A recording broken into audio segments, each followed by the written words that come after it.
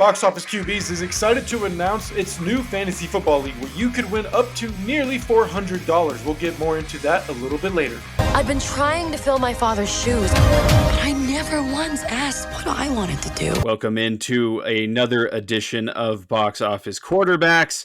Today, me and my friend Gerald are talking about Elemental, a new Pixar movie that came out in June. Initially did not do too well at the box office. I think it made $29 million opening weekend.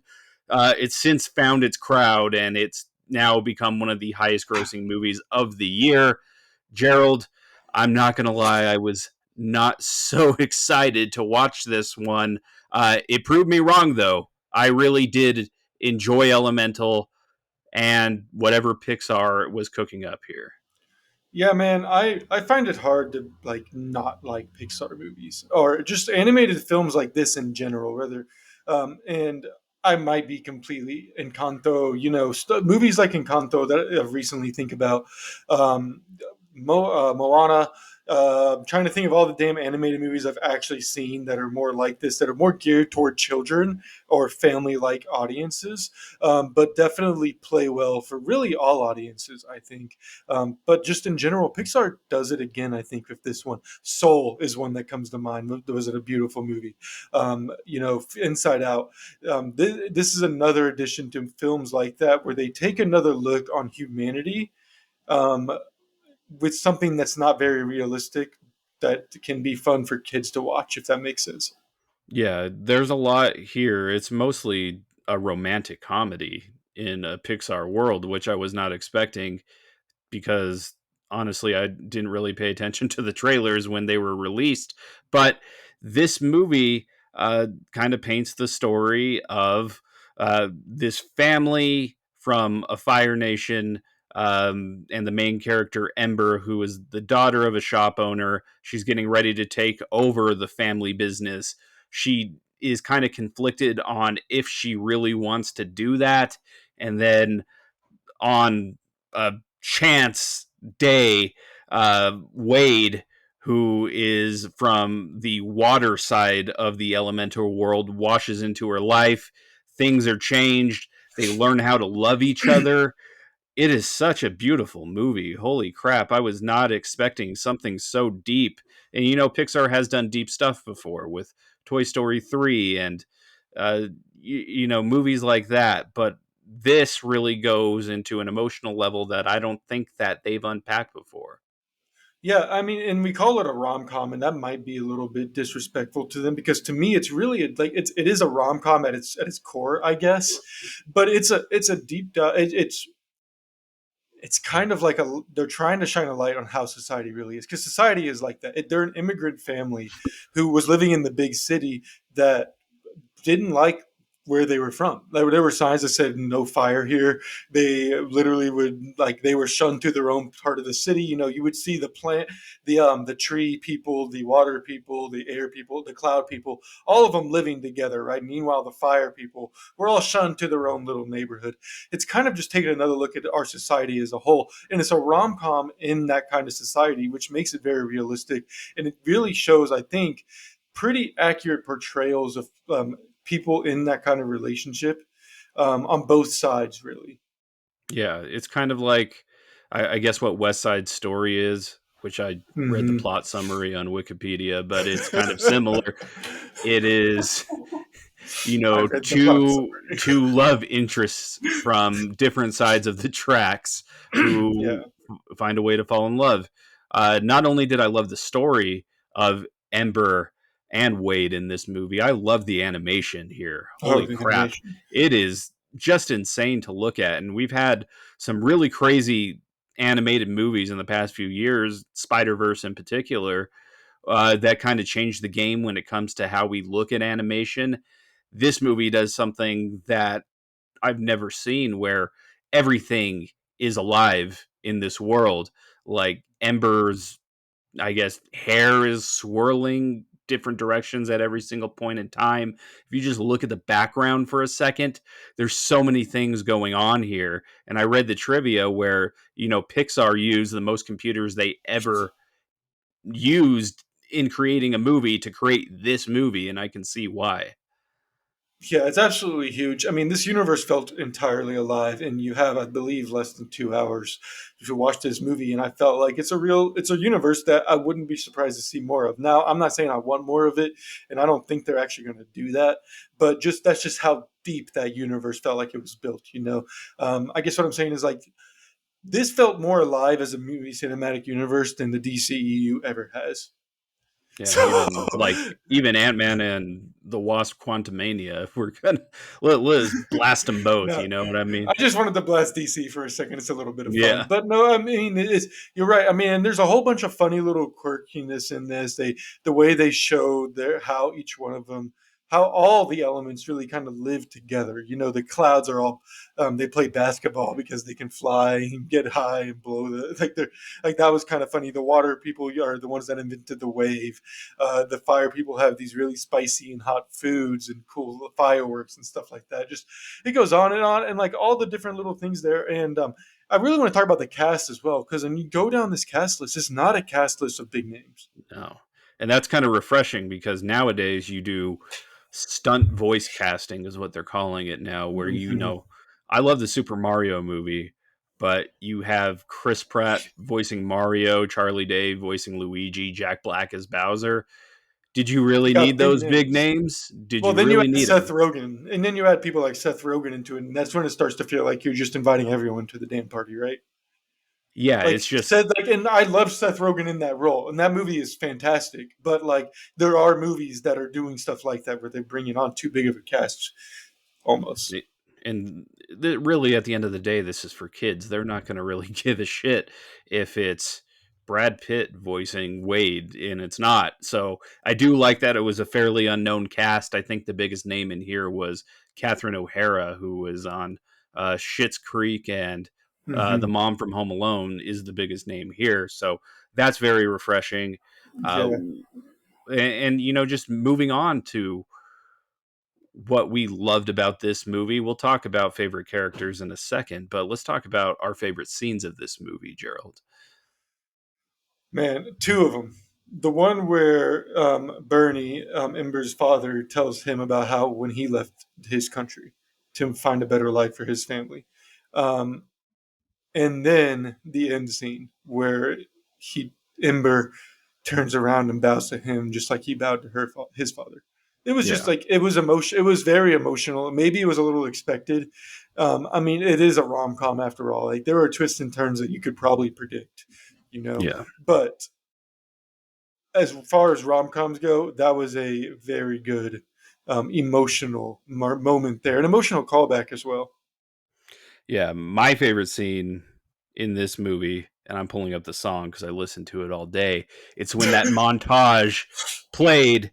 It's called "Still the Show" by Love. I might sound like a fucking boomer of saying that name, but um, whenever that song played in that movie and they're going on a date Oh and they're no. just going through the city and everything, I like fell in love with this movie. I just thought it was such a beautiful moment, and just really sold the point home of how much these two characters meant to each other. And I really did love that about this movie because the relationships here felt more genuine. And let's take more shots at DC than, except for Blue Beetle, it Blue was Beetle more was fucking genuine fantastic. than everything that happened in the DC universe. And I'm looking at Wonder Woman and I'm looking at Batman versus Superman: Dawn of Justice. They can't sell emotion like what was in this movie, Gerald. No, no, they can't. They just can't. Um, I mean, there's another emotional moment, and we're going full spoilers here if you haven't figured it out. So, if you haven't figured it out, we like this movie. It's good. You can find out the rating after you actually watch the damn thing. So, subscribe and then come back and watch this later. Okay, another emotional moment whenever Ember and her dad after the flood, and her dad mentioned like the shop was never the dream. You were the dream, and God like damn. kind of giving her that permission to go do what she wants, for what she feels like was the first time in her life. Um, just again, like the consistent amount of emotional damage thrown at you throughout this Yes. movie it's pretty high, but it's very good, very very good. Yeah, I think like if you have kids, me and Gerald are not parents ourselves, but I mean, if you have kids, I think you would dig this movie. Like, I think my parents would really like it. Just it's kind of like seeing your kids grow up, and you want the best for them and everything like that. But let's talk about favorite characters now, Gerald. We're gonna do our fantasy draft, character draft, brought to you by Rival. I'm going to give you the first pick in our elemental fantasy draft today. Who would be your 101 of this movie? Okay, you're gonna be shocked. Ronnie Del Carmen, who played Bernie, the father, because that man has been with Pixar since 2000, according to his IMDb page, which I brought it up again here so I could read it off and make sure it's accurate. Ronnie Del Carmen joined Pixar Animation in summer of 2000 during production of Finding Nemo and became a story supervisor. His movie credits include artistic supervisor, abstract thought. I don't know exactly what that is. Abstract thought something. It dot dot dots it out. Storyboard artist, story artist, additional story artist. He is a storyboard artist who got to be a voice character of a father, a big character in a pretty emotional movie, and I think he nailed it at every point. Damn. He's like DeAndre Jordan on the Denver Nuggets, who didn't play all season, and then he randomly got into an NBA Finals game later in the season. So there's my sports reference that I'm gonna add to this conversation. But that's a pretty cool story that I didn't know. My Uh, my my Colts rep my sports reference, and I just want to do it right now, real quick. He's like Anthony Richardson, had like one big thing, and now we're drafting him in the top of the league. And I'm not saying I think he's going to turn out like Anthony Richardson because Anthony Richardson hasn't done anything at all yet. But damn, if I don't want to hear more Ronnie Del Carmen being an old father trying to give his daughter life advice. Shout out to Anthony Richardson. We know Gerald's not drafting in the first round of our draft, but yeah, 102. I am gonna go Ember. I just thought that she was a really great protagonist and really just sold the emotion of the movie. Love the relationship with her and her dad, and her and Wade as well. That's who I'm gonna go with. Very short draft this time. A lot of good choices on the board, but There's a lot of good uh, choices on the board, but I do like her. I mean, she's younger. I think she's only 26, but Chinese immigrant. I believe she was adopted by U.S. parents. Again, IMDb is amazing, but she's an actress, singer, and dancer. That's pretty cool. yeah, And triple threat. triple threat. With number two, man, I think I'll go Sheila Ami Cinder as the mom. Um, I felt like the mother had another big part in the emotional well being of this movie. I very much enjoyed her. Wade, I liked. I just can't go picking him at this point because I feel like they wrote him almost a little too cheesy sometimes. He was very goofy. Very goofy. But he could be my 104, whatever. He's still on the board. Maybe he gets some some random garbage time points. It's fine. He wasn't Yeah, bad. Like when he got called up to do what he needed to do, fantastic. But some of the goofy moments to me were just a little too goofy. But then again, children's movie. yes. Got to put So, some of that stuff in. There is also some very not so children stuff in this oh movie. my god, Hanky Panky comes to mind. Hanky Panky Is doesn't just come to mind. It comes to script. That shit was Yes, it written does. there. Yeah, I was very shocked when that moment happened.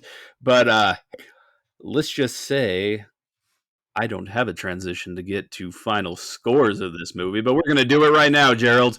What is your ranking of Elemental on the box office QB's rival rating scale?